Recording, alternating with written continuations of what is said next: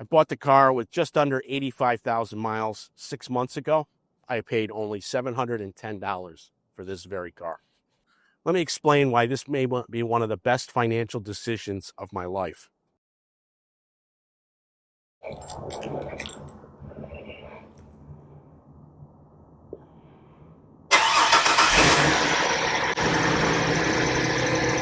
A few moments later.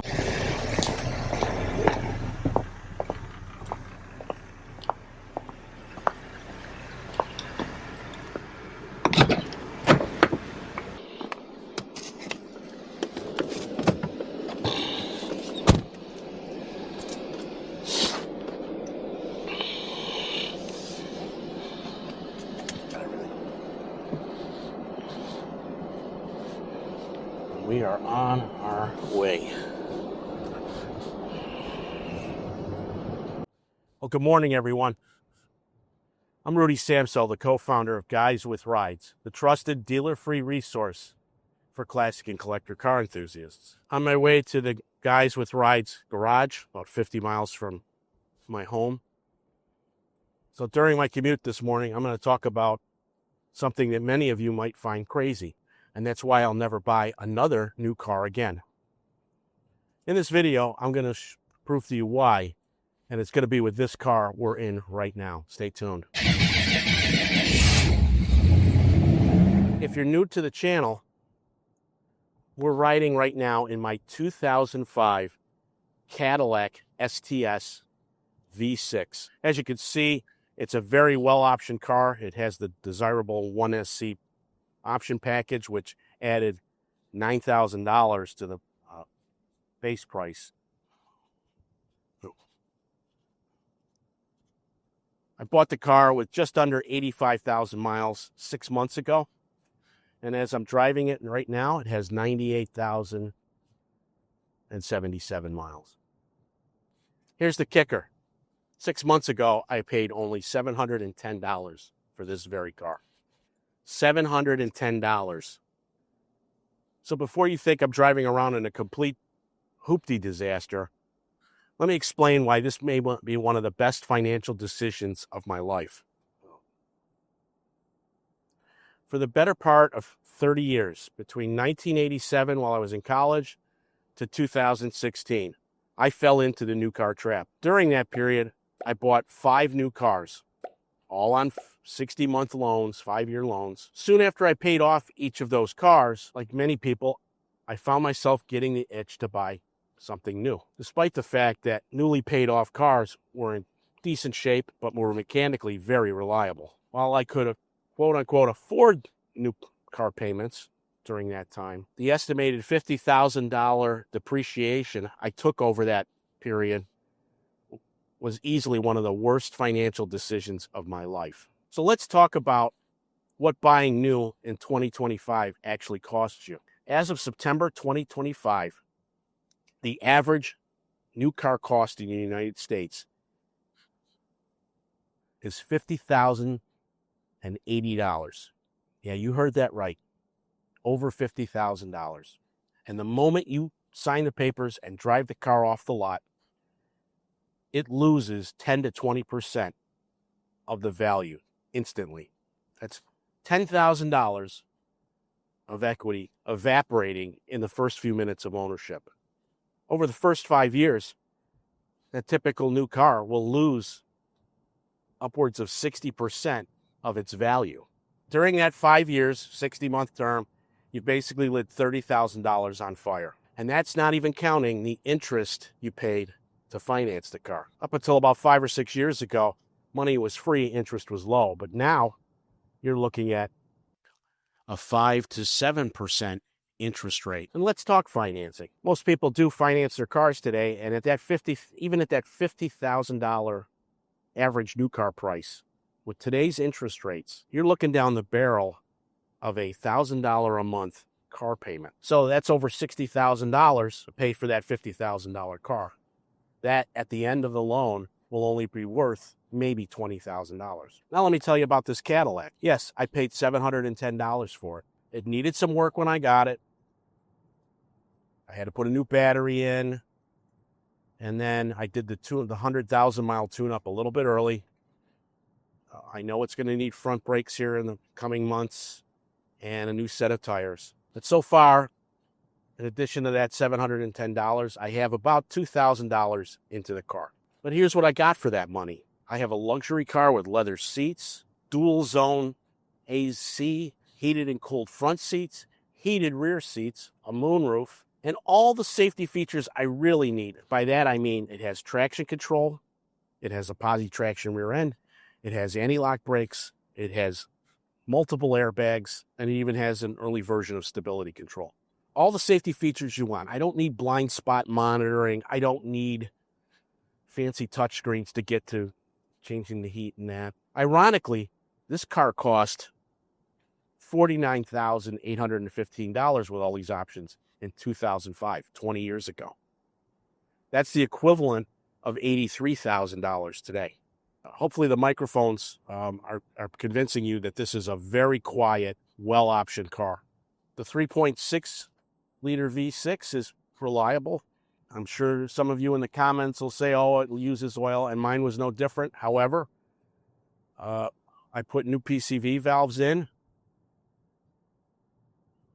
drilled out the one PCV valve. According to the Cadillac forums, you open up the orifices in it, and my oil consumption has gone down dramatically. Timing chain stretch can be a problem on these cars. But now that we're having cold mornings, I'm not hearing any knocking sound, which is a telltale sign. So I'm fine there. And I've committed to changing the oil every 5,000 miles in the car. I get 21 miles to the gallon around town. I push high 20s on the highway. This was Cadillac's attempt to go after the BMW 5 Series. I wouldn't exactly call it BMW steering and handling, but I would call it sporty Cadillac. Could I have bought something newer and more reliable for, say, $15,000? But here's my philosophy. Bought the car for $710. By the time I put brakes in and new tires in the next couple of months, combined with what I've already spent, I'm only putting about $3,000 into the car. Versus if I found a car for $15,000, I'd have to pay that money, and that used car would eventually need repairs as well. Here's what people don't realize. A $15,000 newer used car is not immune to problems. You're still going to have maintenance, and you're still going to have unexpected repairs. Even if I paid $15,000 cash for a good used car up front, that equates to $417 over the next 3 years, if I broke it out that way. Knowing all of that, I'm spending a fraction of what other people pay for what's considered a good used car or even a new car. The best part is I'm not worried about door dings or scratches or parking lot dents, and I'm driving around in legitimate luxury.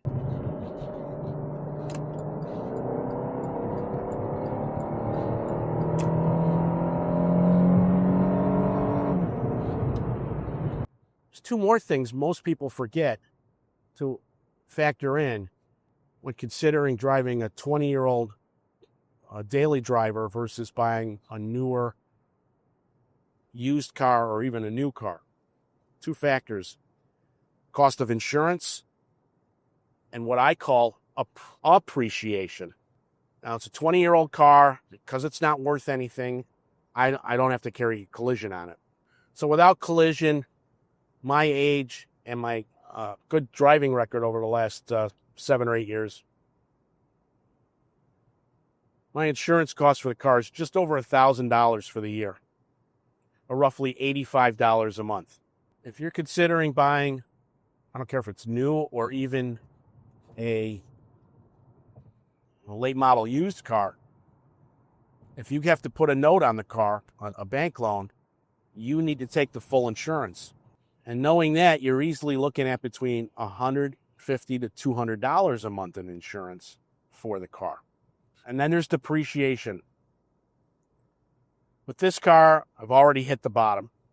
This car is not going to depreciate much more at 20 years of age. If anything, I'd argue it's going to appreciate. And actually, I'm starting to see that. Someone buying new or late model used is watching thousands of dollars in value vanish every single year. Here's what really sold me on this approach: freedom.